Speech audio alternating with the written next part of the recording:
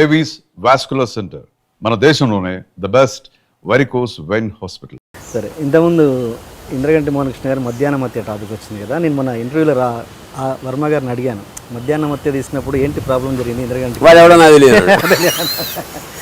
ఏంటి నిజంగానే వర్మ గారికి నిజంగా మర్చిపోతారా, లేకపోతే ఆయన మీరు దగ్గరగా ట్రావెల్ చేశారు కదా ఆయనతో, ఏంటి మర్చిపోతాడు? ఎట్లా మర్చిపోతాడంటే దాన్ని నేనే ప్రత్యక్షమైన ఎగ్జాంపుల్. వర్మ ఈ భూగోళంలో ఒక ప్రత్యేకమైన ఒక జాతికి సంబంధించిన జీవి. ఆర్జీవి ఈజ్ డిఫరెంట్ వ్యక్తి. ఎందుకంటే వచ్చింది కాబట్టి, సందర్భం వచ్చింది కాబట్టి. అతను ఒక అసిస్టెంట్ రావు గారి ఇంటికి కళ్ళద్దాలు పెట్టుకుని ఇలా దూరంగా కూర్చునేవాడు. శివనాగేశ్వర కోడైటర్, నేను రచయితగా ఎంటర్ అయ్యాను, చూశాను. నాగేశ్వరరావు బాగా అనుబంధం నాకు ఎప్పటి నుంచో, ఇక్కడి నుంచి క్రాంతి కుమార్ నుంచి. ఎవడయ్యా అతను? వాడు ఇంగ్లీష్ మీడియం. అంటే మన ఎదవాళ్ళకి తెలుగు తప్ప రాక బాగా నాలెడ్జ్ ఉన్నవాడు ఉన్నాడు వేళాకోళం చేసి, అంటే ఇతను విని వాళ్ళే కానీ ఇంగ్లీష్ మీడియం. ఇంగ్లీష్ మీడియం అయితే తప్పే. నాకు నేను ట్రావెల్ చేసినవాడిని, ఇంగ్లీష్ పుస్తకాలు అవి చదివి సాహిత్యం మొత్తం అలా పరిచయం అయ్యాడు నాకు. ఇన్ఫ్యాక్ట్ అతను అసిస్టెంట్ కొన్నాడు నాతో పాటు ట్రావెల్, రచయితని అట్లా.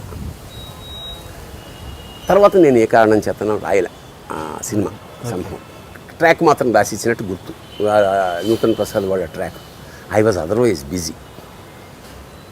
నేను వెన్నెల ఆడపిల్ల అనే సినిమా రాస్తున్నప్పుడు రాస్తుంటే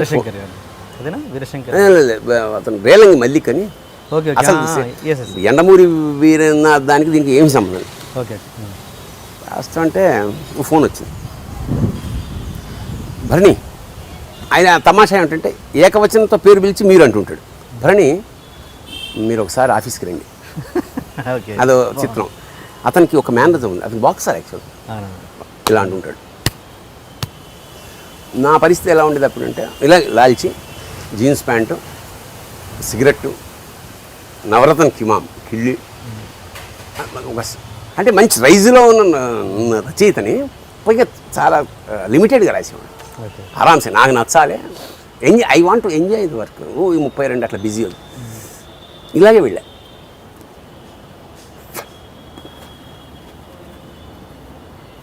వర్మ చెప్పండి. అతను ఏదైనా చెప్పే ముందు ఒకసారి ఆకాశం కేసి ఇలా చూసుకుంటాడు. రండి అని లోపల తీసుకెళ్తే, ఏ డిస్కషన్ చేస్తూ డైరెక్టర్ ప్రొడ్యూసర్ ఏ సీట్లో అయితే కూర్చుంటాడు అక్కడ కూర్చున్నాడు. అంత ఖాళీ పెద్ద టేబుల్, అటు కూర్చున్నాడు. అంటే బాస్ ప్లేస్లో కూర్చున్నాడు, నేను ఇక్కడ కూర్చున్నాను. ఏంట్రా వీడు ఇక్కడ కూర్చున్నాడు, ఎక్కేసాడా, నాగార్జున ద్వారం నుంచి వచ్చాడని అవన్నీ రికమెండెడ్ క్యాండిడేట్ ఫీలింగ్, రికమెండేషన్ తోటి ఎక్కేసాడా అని. బట్ అతను ఇంటెలిజెంట్ అని తెలుసు, ఎందుకంటే నేను అతను సాయంత్రం వెళ్ళి కామిక్స్ కొంటుండేవాడు. అతను ఇప్పుడు కూడా కామిక్స్ చదువుతుంటాడు.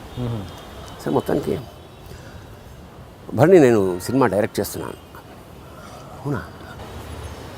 దాని పేరు మొత్తం ఈ సినిమా కథ చెప్పడం కాదు, ఇక షోన్ మీద ఫిల్మ్ మొత్తం 2.5 గంటలు సినిమా చూపించాడు. ఇది మీరు రాయాలి. సరే, నేను జోకు లేదు. అతనికి ఎవరైనా బూతులు మాట్లాడితే చాలా సీరియస్గా ఉంటాడు, ఒక నేను తప్ప. నేను బూత్ అంటే ఇంటెన్షన్గా మాట్లాడగా అది చెత్త నా కొడుకు ఏదో అనేస్తాం అనుకో, స్లిప్ ఆఫ్ టంగ్. ఇంకోళ్ళే బేర్ చేయడు నన్ను. మళ్ళీ అట్లా బూత్ చేయడం వేరు, బూత్ మాట్లాడడం వేరు. This is difference. మీకు అర్థమై ఉంటుంది.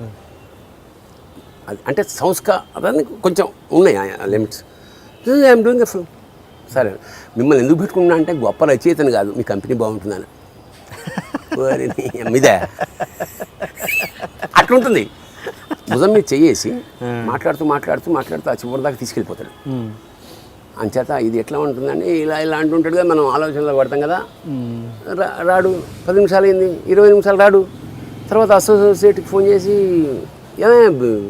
ఇక్కడ ఉన్నాను నేను, ఏమిటి గంట అయింది అంటే, బాంబేకి వెళ్ళిపోయారు సార్ అని. భుజం మీద చేసి మాట్లాడినాడు, బాంబేకి వెళ్ళడం అంటే ఏంటి? ఇది ఎవరని చెప్తే నమ్మే విషయం కాదు కదా. అతనికి గుర్తుండదు, వెళ్ళిపోతాడు. అక్కడ ఎప్పుడో గుర్తొస్తుంది. అది పెద్ద సారీగా నేరం చేశాను అవేం ఫీలింగ్ ఉండదు అతనికి.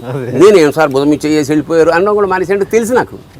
సో ఇంద్రగంటి మోహన్ కృష్ణని మర్చిపోవడం అనేది అది ఇంటర్వ్యూ నేను కూడా చూశాను. నాకు తెలిసి 90% సత్యాలు. అతను ఏం చెప్పాడు అది సత్యం. అది అతను ఏదైనా అన్నాడంటే అది చేస్తుంది అంటాడు, అంటుంది చేస్తాడు. అది మాత్రం. మీరు ఇండస్ట్రీకి రాకముందు గ్యాంగ్స్ మెయింటైన్ చేసేవారంటగా. అంటే మీరు వాల్మీకి టైప్ ఎట్లా అంటే ఆ గ్యాంగ్స్? ఒక సత్యం అది ఎవరికైనా, మీకైనా నాకైనా పంపించం. నువ్వు ఏ ఇంట్లో పుట్టావన్నది కాదు నీ క్యారెక్టర్. అంటే ఒక పండిత వంశం, ఉదాహరణకి పండిత వంశంలో పుట్టితే వాడు పండితుడు అవుతాడు. సంగీత వంశంలో ఎప్పుడవుతాడు? ఆ పక్కన వాడి ఫ్రెండ్స్ ఎవరో ఉన్నాడో, నీ ఫ్రెండ్స్ ఎవరో చెప్పు, నువ్వేమిటో నేను చెప్తాను. సామెత. కరెక్ట్. రైల్వే క్వార్టర్స్ మాది. మాకు జస్ట్ బార్డర్గా అమాల్ బస్తీ ఉండేది. అమాల్ బస్తీ అంటే ఎక్కువ గూండా బ్యాచ్, అది దొంగతనాలు చేసి జైల్లోకి వెళ్ళి, అంటే అసలు అప్పుడే పూస్తున్న పువ్వు ఆల్రెడీ గట్టిగా పెరిగిన ముళ్ళు ఆ పక్కన ఉంటే ఎట్లుంటుంది? మేము వాళ్ళని ఇన్ఫ్లుయెన్స్ చేయకపోతే వాళ్ళు మమ్మల్ని ఇన్ఫ్లుయెన్స్ చేశారు. అంటే పత్తాలు ఆడడం, పతంగులు ఎగిరేయడం, ఎక్కడికో వెళ్ళి చేపలు పట్టడం, మెల్లిగా చిన్న దొంగతనాలు చేయడం ఇంట్లోనే. అంటే మేము పెట్టుకునేవాళ్ళం అన్నమాట స్కీమ్. ఇక మాకు పెద్ద సినిమా చూడడం అంతే. సినిమా 40 పైసలు ఇంత చేస్తే ఎట్లా సినిమా డబ్బులు సంపాదించాలి అని కొట్టేయాలి. ఏమి there is no other way. పేపర్లు అమ్మాలి, చెంబులు అమ్మేయాలి, తప్పేయాలి. ఇవే ఇట్లా అమ్మే క్రమంలో ఏంటంటే నేను అంటే ఇప్పటి వరకు ఇది రివీల్ చేయని సత్యం ఏంటంటే, కొట్టేయడం చాలా తెలివితే.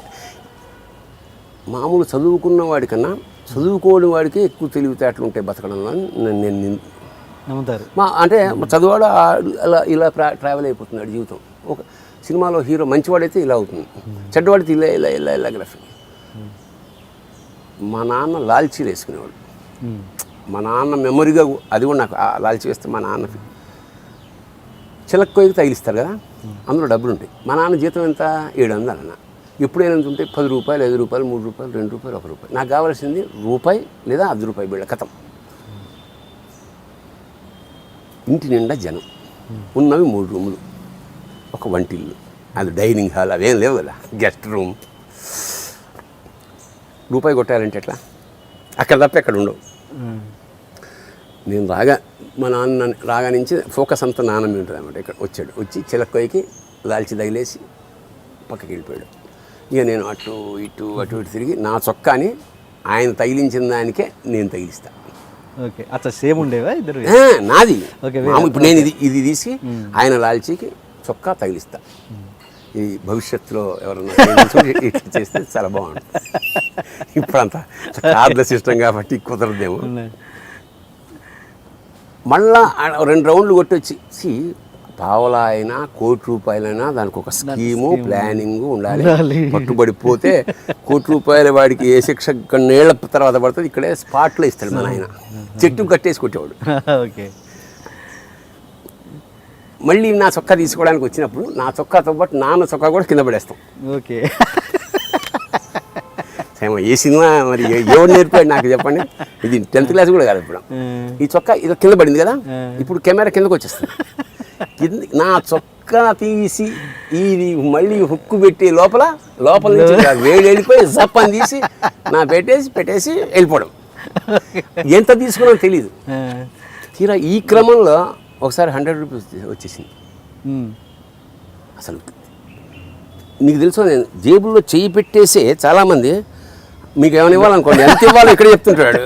పొరపాటు పెద్దది వచ్చింది అనుకోండి, ఇట్లా చూసారా, అట్లా నేను చెయ్యి పెట్టి వాసన, పరిమళం, రూపం, గాంధీ గారి బొమ్మ అన్నీ చేతిలోంచి ట్రాన్స్ఫర్ అయినా ఇదేదో పెద్ద నోట్ వచ్చేసింది అంటే చూస్తే 100 అంటే ఏమిటి అసలు? మా కుటుంబం ఒక 1 వీక్ వస్తుంది. పైగా ఎప్పుడది 70s, 65, 70s